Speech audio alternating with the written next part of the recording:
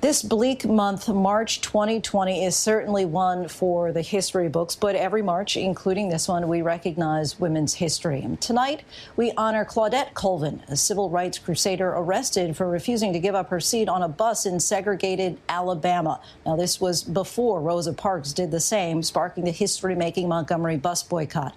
Here's Colvin's incredible story and the surprising reason it went untold for so long. You have heard the story, but likely didn't know this name. Claudette Colvin was just 15 years old on March 2nd, 1955, when she refused to give up her seat on a Montgomery, Alabama bus 9 months before Rosa Parks, and largely omitted from history books despite her courage and boldness as a teen. Today, at 80 years old, she still recalls the day with clarity, remembering the exact exchange she had with the officer who tried to make her give up her seat. And I told him I paid my fare, and it's my constitutional right to sit here. So anyway, he yelled to the bus driver. He had no jurisdiction here.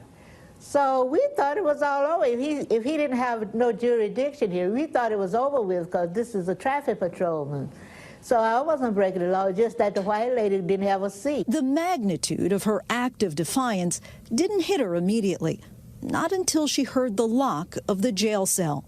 You can hear when the keys go click, or you hear that sound, right? They lock you in. She says of sitting in that jail cell that those were the longest hours of her life, but those 3 hours would also change her life's trajectory.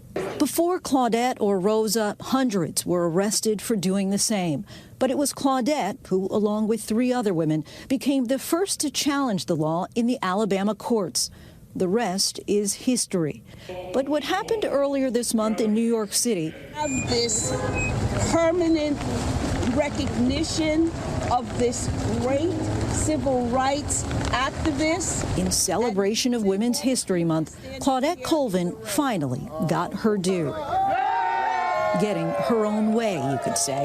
In the Bronx, New York, where she currently resides, at the corner of East Tremont Avenue and Unionport Road, you will now find Claudette Colvin Way.